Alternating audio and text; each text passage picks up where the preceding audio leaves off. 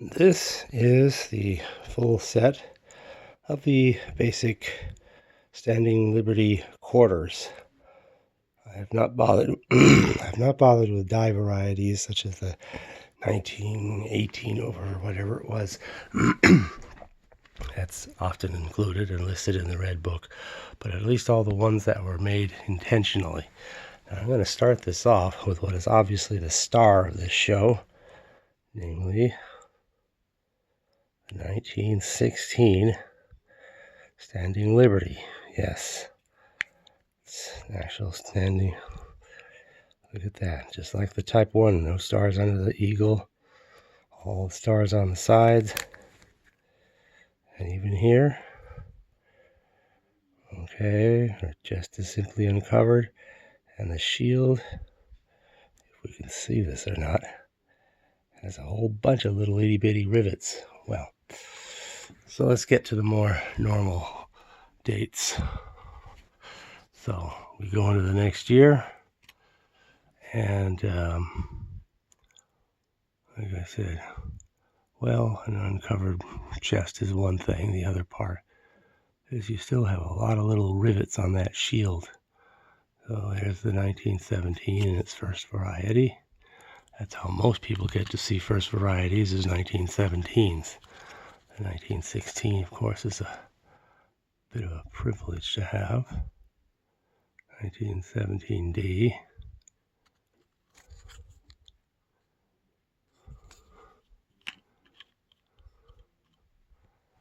1917S.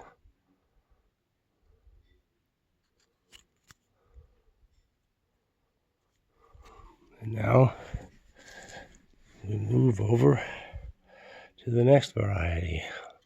Significant dye change. Okay. There you can see the rivets are bigger and not so many on the shield. I think the coverage of the chest will be more obvious in some of the later ones that follow. But there you can see not so many stars on the side because 3 of them are under the eagle. The eagle's moved up, and that is the second variety, which of course goes for the rest of this whole series. 17D. Kind of a meh. 17D.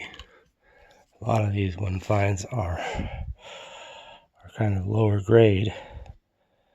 Yeah, there you go. You can really see it is a 17S. Okay. And then we go up to the 1918.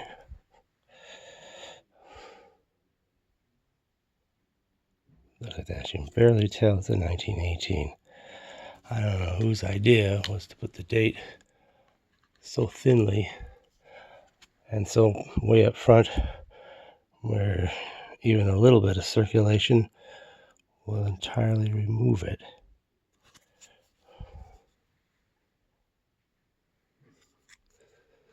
I mean, probably the first time I ever got to see one of these at all would be some worn specimen where there is simply no way to tell the date.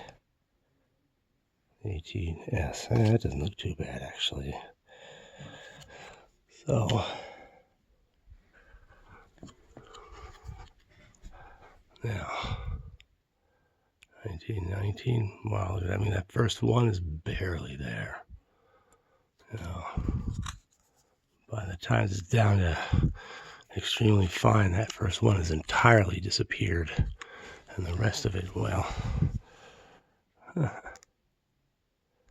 Now, one kind of curious thing is you see that little M for the designer's initial. That was incuse. If they really wanted to do this upright. Okay, 1919D. They would have made the date and or the mint mark or both incuse like that. 1919. There's an S in there hill somewhere. Okay, now here's one where you can kind of make out the coverage of the chest much better because there's kind of a squarish thing around the neck and kind of like a male. Like the male like you wear as part of a armor. So, okay. All right. Now we get up to 1920. Yeah, actually, that shows up surprisingly well. Okay. We have the shield because we're remembering the war, or actually part of the war when this design came out.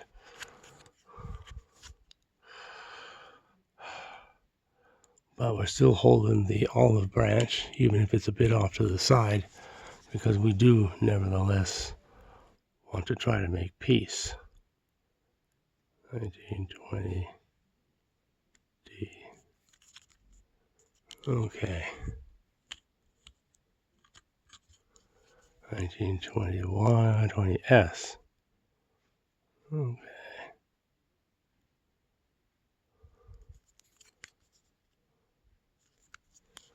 Okay, now we're going in this time where a lot of coins were dropping out. So, 1921, Philadelphia. Actually in fairly nice shape though. Quite pretty. Oh, you can really see the feathers on that eagle. Look at that. That's pretty good. And that was it. Nothing for 1922. So we totally skipped that year. 1923. Well, again, the 1923 is barely visible. Funny things, you see these things worn out, and that initial M really shows because it's incus. And then here's the 1923S.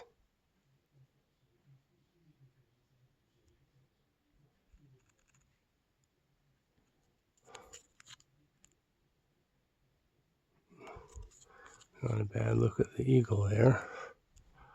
Now we move over here. 1924.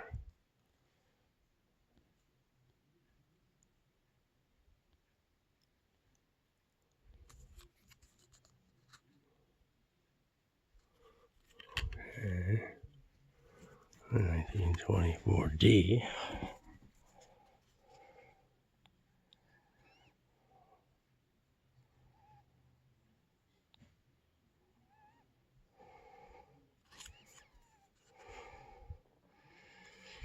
Okay. And the 1924S.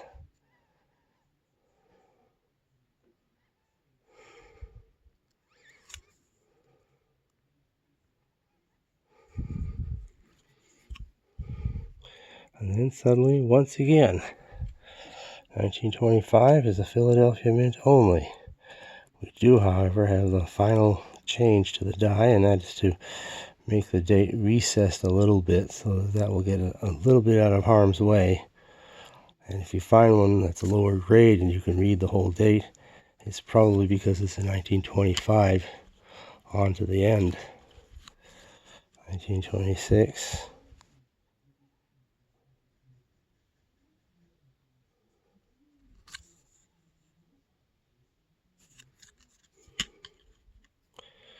1926D.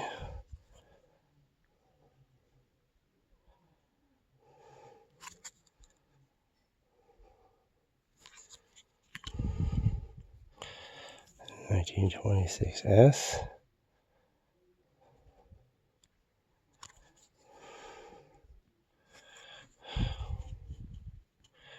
Now 1927.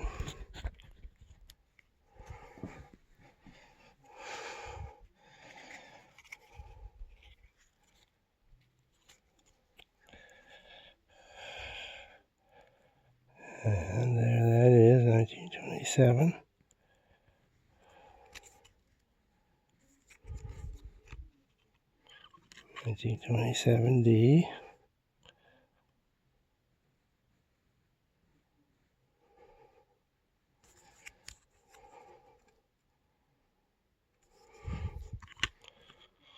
1927S.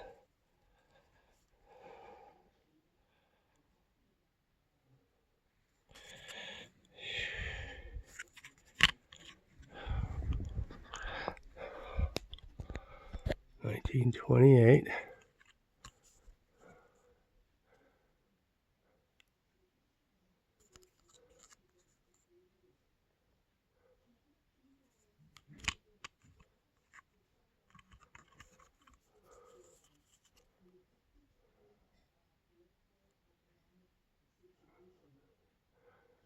1928 D.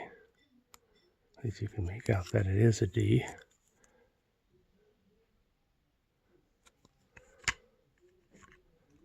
1928 S.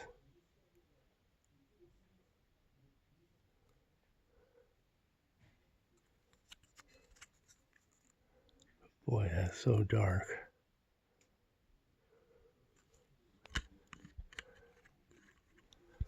Now up to the 1929.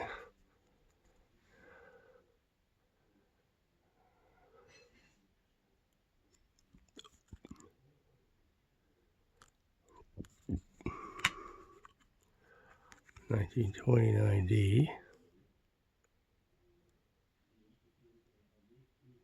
Oh, there, you can really see the D there. Okay. Just screaming along like it's not going to stop anytime soon. Things were supposed to wait 25 years before there was a design change, but somehow that just doesn't seem to have been very strictly followed. This 29S. There we go.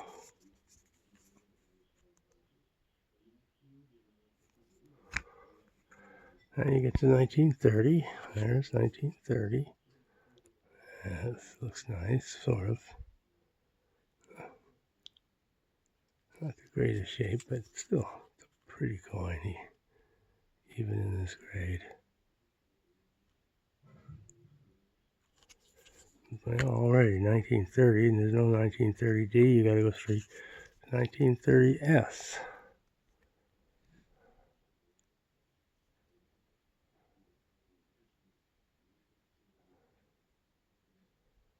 Still, that doesn't look bad.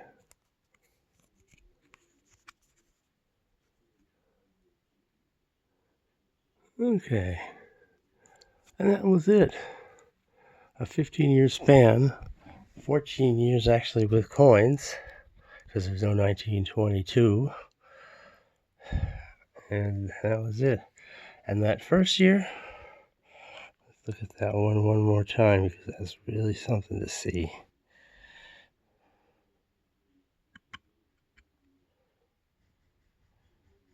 And it's, yeah, you can even see all the little rivets on the shield. Yeah, we only made it the last couple of weeks of December because it took that long to get the design ready to use. Still, look at the feathers on that bird. So you're looking at the back of a 1916 Standing Liberty. Pretty cool. And that's it. Thanks for watching.